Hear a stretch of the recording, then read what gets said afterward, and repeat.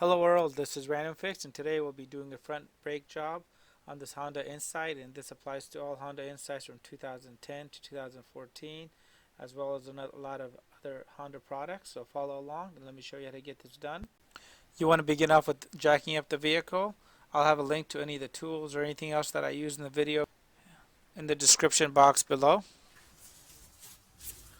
Alright, so before I begin off this brake job, I always like to make sure I can get these off. I've had a few of them where people have put so much Loctite on there and I've had to heat it up, so this is the first thing I like to do. And I just use a dead blow like this. It's a 4-pounder.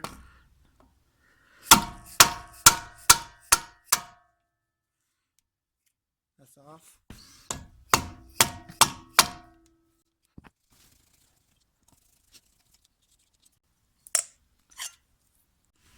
So on most cars you would do the top bolt first and just swivel it down. This one, the brake line is going to be so short, you want to make sure you flip it up. So we're going to undo this bottom guide bolt right here.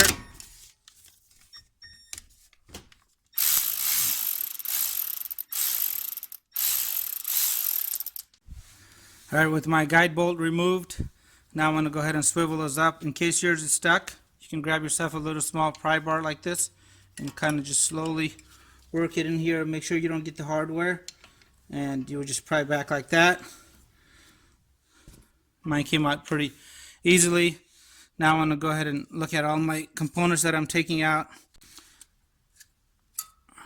And you want to make sure that the new hardware you're getting has one of these wear bars. If your new brake pads only have one of these, you want to make sure you put this on the inside. That's where it goes. Next, I'm going to be removing the top guide bolt right here. With my caliper unbolted, I'm going to go ahead and hang this off the strut here. Now you want to go ahead and remove the caliper bracket bolts, which is one on top and one on the bottom right here. If you don't have an impact gun like this, you could use a breaker bar.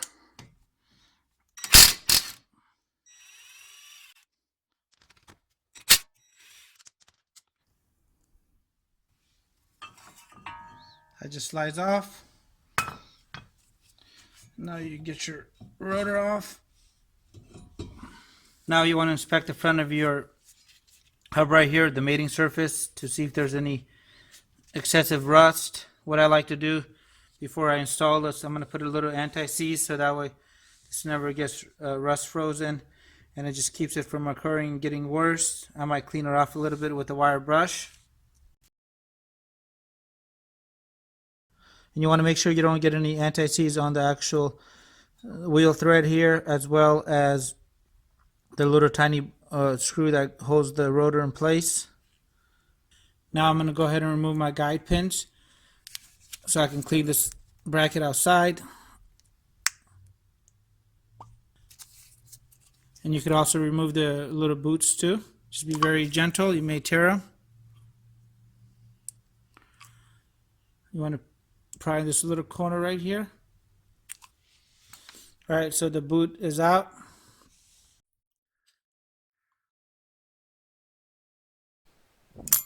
Sorry about the wind noise here.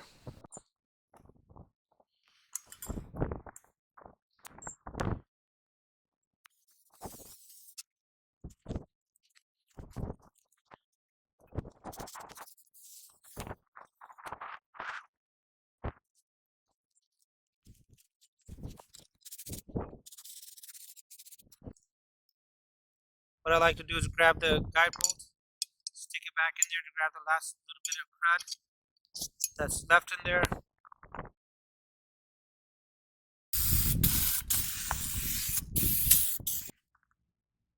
This is a good time to replace your gloves. Wipe all this off here. You can see all that nasty oil that we just took off.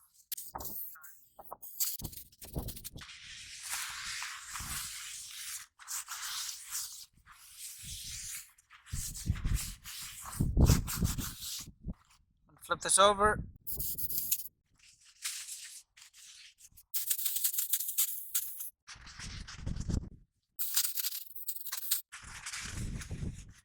One thing to note on here, the pin that actually has a rubber seal needs to go on the very bottom side for the brake caliper bracket when you're reinstalling it. Now we're just going to go ahead and install our hardware back in. You always want to try to buy brakes that come with new hardware. It will make the brake job last longer. You never know what you're going to expect until you remove it, and you do not want to be left stranded. Alright, perfect. And then later on we're going to go ahead and lube these up. Any place where it's going to make contact with the caliper or the brake pads, we're going to go ahead and lube up that area. Let me go ahead and put these booties back. To put the boots back, you want to go ahead and just take your time. Make sure they're all snapped in. I'm going to do the one with the little rubber bushing at the tip there first. It's going to go on the very bottom side, which is right here. And you want to just lightly get this on here.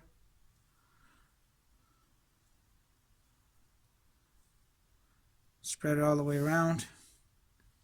Insert it into here now.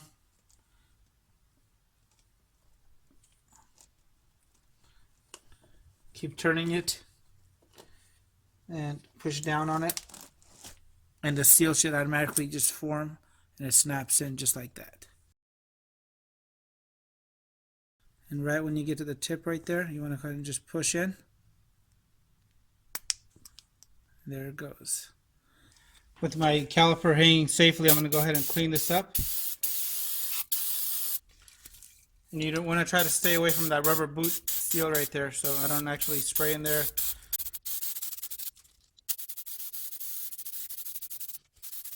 My piston's barely out, but if your piston's out further, you can actually go clean that little boot around that area using a soft paper towel and get it all nice and clean. I'm going to go ahead and clean all this up, all the contact points. Before you start your brake job, you want to go ahead and loosen up the cap on your brake reservoir here. Alright, so before we install this, we actually need to compress the piston here. You want to use the old brake pad like that. Center your compression tool here in the middle so it goes back even. And slowly tighten this up.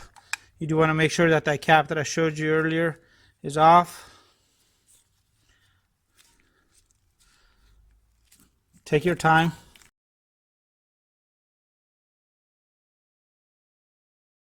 And in case your rubber pops out like that, you want to make sure you push that back in. Alright, my hands are all clean. I'm going to go ahead and put the rotor on. And to make my job a little easier, I'm going to use my lug nut here to keep my rotor in place. And on this Honda, you want to make sure that that little screw hole is matched up, and that we're going to be able to thread that back in. I went ahead and cleaned these off. I'm going to just put one dab of Loctite on there.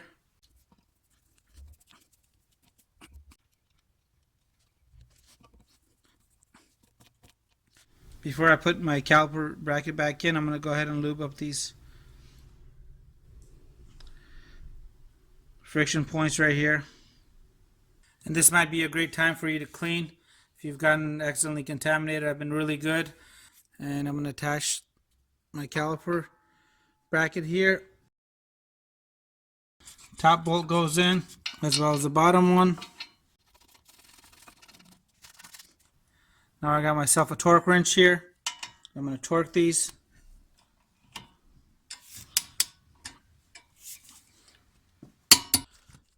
And here's a tip. Anytime you're working around power tools or torque wrenches, breaker bars, whatever it is, I always use impact sockets. Perfect right there. And I'm going to go ahead and put my brake pads in. And we want to go ahead and make sure that any part that's going to touch, whether a piston, a bracket, or the slides, they're lubricated. So I know my piston is going to touch back here. I'm going to get a little tiny bit right where the piston is. And they make other really cool products here like this. This actually works. And to put these in, you kind of just slide them like that.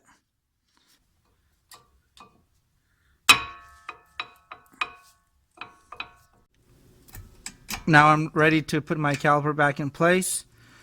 You want to put the top one in first. Put the top one in place. I'm going to go ahead and swivel it. And I'm going to grab my brake lube here. And I'm going to touch up right here. In here. And I even sometimes just get the edge of the piston without touching the rubber. You can use your finger if you want to be really careful. Get that all lubricated.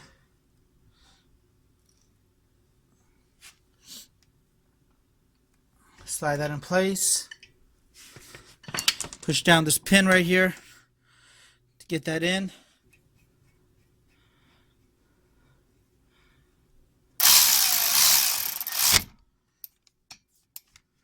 Get this nice.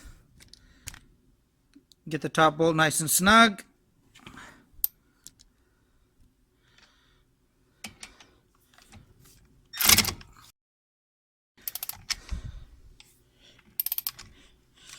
Get the bottom bolt nice and snug. Here's a tip to keep the brake fluid from overflowing. You want to go ahead and pump the brake after you complete each side of your brake job. That way this corrosive brake fluid doesn't come out and damage your paint. So you want to go ahead and give it at least 6 good pumps after each side is completed.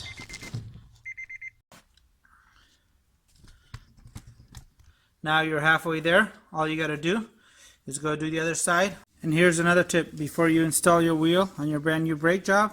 You want to put a little anti-seize. And don't forget to torque down your wheels. And I hope this video helped you out. Please leave your comments and your questions below. And have a great day.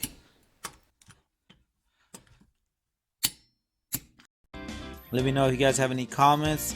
Hit the subscribe button, and I really appreciate your continued support.